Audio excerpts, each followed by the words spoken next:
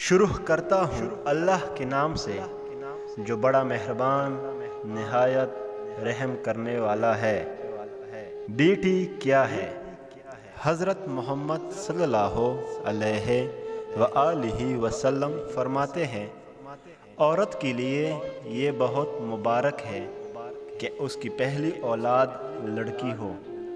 جس شخص کی بیٹیاں ہوں اسے برا مت سمجھو، کیونکہ میں بھی بیٹی کا باپ ہوں۔ جب کوئی لڑکی پیدا ہوتی ہے تو اللہ تعالیٰ فرماتا ہے، اے لڑکی تو زمین پر اتر، میں تیرے باپ کی مدد کروں گا۔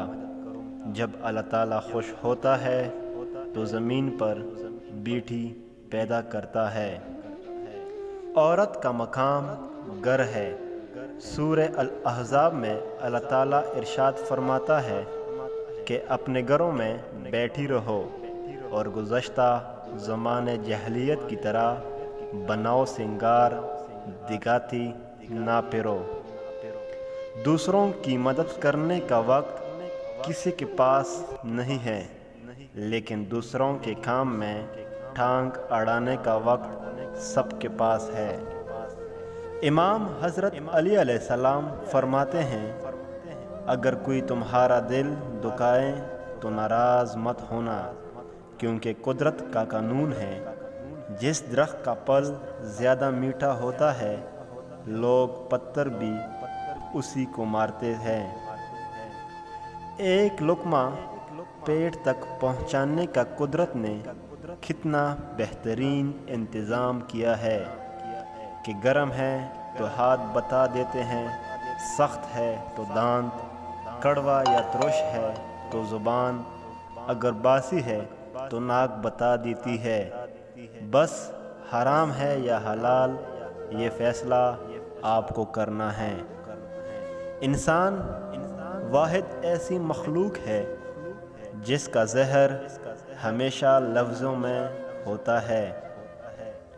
جھوٹ اس لیے بھی بک جاتا ہے کیونکہ سچ کو خریدنے کی اوقات ہر کسی کی نہیں ہوتی۔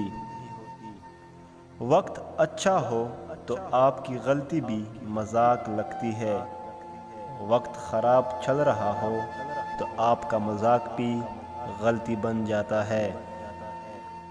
دشمنوں سے زیادہ وہ دوست خطرناک ہوتے ہیں جو منافق بن کر آپ کے جذبات سے کھیلتے ہیں۔ ہو سکتا ہے دنیا میں منافق بازی لے جائیں، مگر آخرت سچے لوگوں کی کامیابی کا دن ہے۔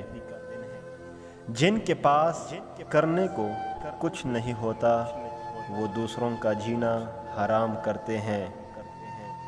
رشتوں کا اصل مزہ مخلصی میں ہے۔ بناوٹی اور منافقت سے بھرپور رشتے سوائے ضلالت کے اور کچھ نہیں۔ بات تو صرف چاہت اور احساس کی ہوتی ہے، ورنہ دوستی اور دشمنی تو صرف ایک حرف سے شروع ہوتی ہے۔